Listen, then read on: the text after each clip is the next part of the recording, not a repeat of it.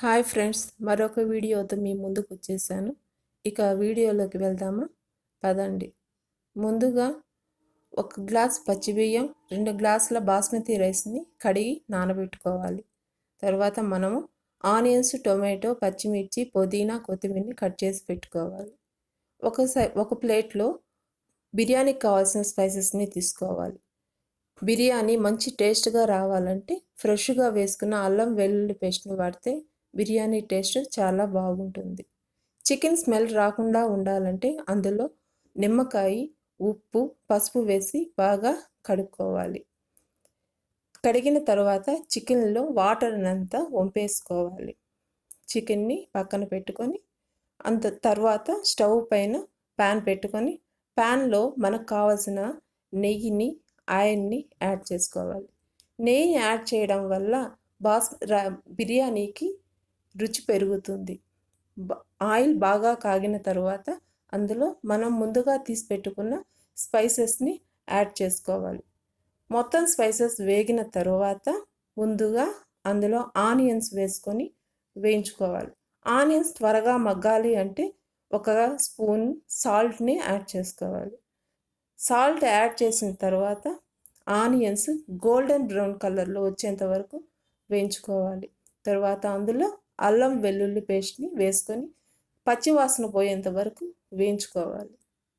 తర్వాత పచ్చిమిర్చి, టొమాటో, పుదీనా, కొత్తిమీరని వేసి బాగా మగ్గనివ్వాలి. మగ్గిన తర్వాత అందులో పెరుగుని యాడ్ చేసుకోవాలి. పెరుగు వేసిన తర్వాత బాగా కలబెట్టుకొని పసుపు, ధనియాల పొడి, మిరప్పొడిని వేసుకొని బాగా వేయించుకోవాలి. అవి బాగా వేగిన తర్వాత అందులో ముందుగా మనం కడిగి పెట్టుకున్న చికెన్ని వేసుకోవాలి. చికెన్కి ఈ మసాలాన్ని పట్టే విధంగా బాగా వేయించుకోవాలి.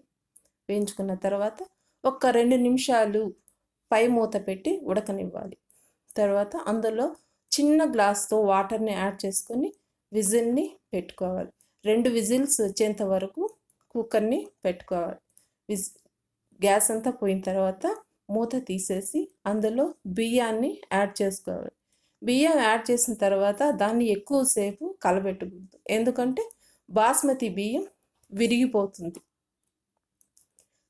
కొంచెం సేపు కలబెట్టిన తర్వాత ముందుగా మనం వేడి చేసి పెట్టుకున్న వేడి నీళ్ళని కొలత తీసుకున్నాం కదండి, ఆ వేడిని యాడ్ చేసుకోవాలి. అంటే 1:2 బియ్యం తీసుకున్నాను కాబట్టి 6 గ్లాసుల నీళ్ళని తీసుకొని వేడి చేసుకోవాలి. మనకి ఎంత వాటర్ కావాలో అంత వాటర్ని యాడ్ చేసుకోవాలి. ఒకటేసారి పోసేయకండి. మనకి ఎంత వాటర్ కావాలో అంత వాటర్ని యాడ్ చేసి మూత పెట్టేసి సిమ్లో పెట్టేసేయండి.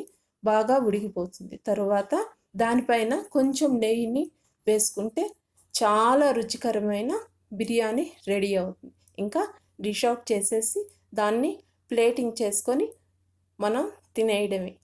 ఈ వీడియో మీకు నచ్చినట్లయితే లైక్ చేయండి, షేర్ చేయండి, సబ్స్క్రైబ్ చేసుకోండి. Bye guys.